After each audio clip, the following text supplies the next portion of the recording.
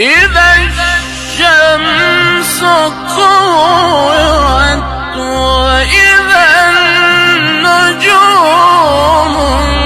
انكدرت وإذا الجبال سيرت وإذا العشار طلت وإذا الوحوش حشرت وإذا البحار سجرت وإذا